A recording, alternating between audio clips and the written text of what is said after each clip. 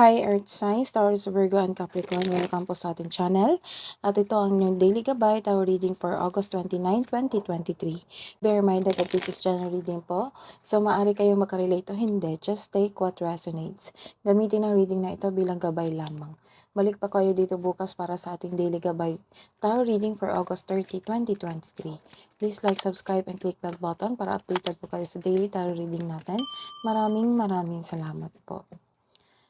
Spirit guys, ano po ang energy today para kay Earth Signs, Taurus, Virgo, and Capricorn ngayong August 29, 2023? I need 2 cards po.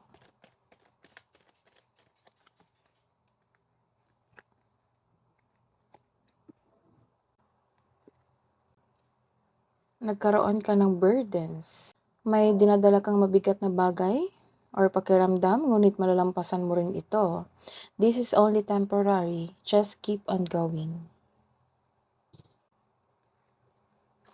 Inspired ka in doing action.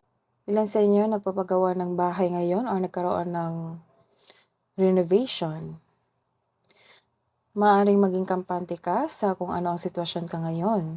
Maaari ring may makapangyarihang tao ang kasangkot o kaimpluwensya. This is also means a father figure or the boss type. This card tells you na own your space with confidence. What's the advice for Earth signs ngayong 29-2023? Taurus, Virgo, and Capricorn.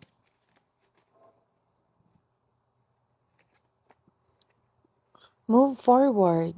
So this is the confirmation of the 2 cards na about your energy today. So the advice is move forward, experience the grace of who you truly are. Life's purpose, seek your own deeper vision for life. What's the career and money advice for Earth signs? Taurus, Virgo, and Capricorn ngayong August 29, 2023.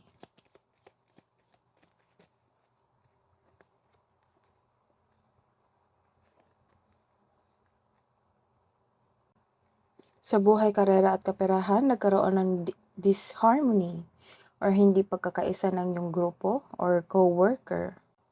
May delay or obstacle sa iyong goal. Dahil dito, hindi ka happy, hindi ka kontento. Mayroon ding disconnection na nangyari sa partner mo, friend o family member. Pero may opportunity ka na to turn this situation around. Maging mapasensya at listen to your heart to get back on track. Nagkaroon ng restlessness dahil sa pag-overthink or over-analyze sa sitwasyon. Walang pahinga, ayaw mo magpahinga. Hindi ka kampante ngayon. Nagtatago ka instead of facing the reality. And some of you, hinayaan mo ang tao na saktan ka. It might be your boss, supervisor sa work, o co-worker. Ilan sa inyo nag-file ng vacation leave kasi nagkaroon kayo ng restlessness or hindi maayos ang pagkatulog. What's the advice for love and romance para kay Earth signs?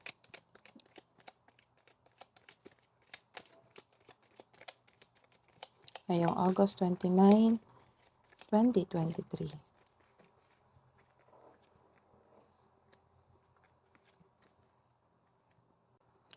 May bagong chismis, may matatanggap ka na balita na hindi mo alam kung totoo ba ito or hindi.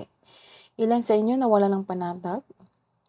Ilan din sa inyo nagpapadalos-dalos ng mga aksyon bago magkaroon ng wastong plano? Ito ay humahantong sa pagpabaya ng iyong sarili at sa iba. Ito ay maaaring naugnay sa isang bata sa iyong buhay o isang taong kumilos na parang bata. It might be you or iyong kapareha nagrereklamo tungkol sa kanilang mga responsibilidad sa halip na tugunan ang gawaing nasa kamay.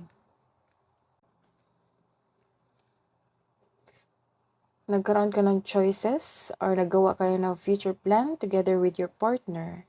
May ilan sa inyo kakapasok lang ng relasyon.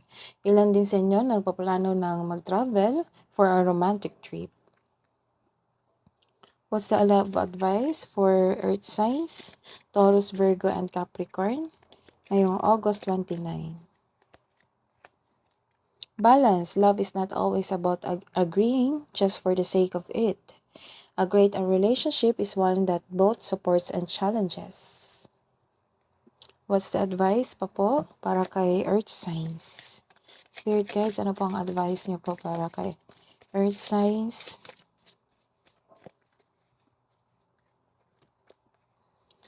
Adjustment are required. What's the angel's advice?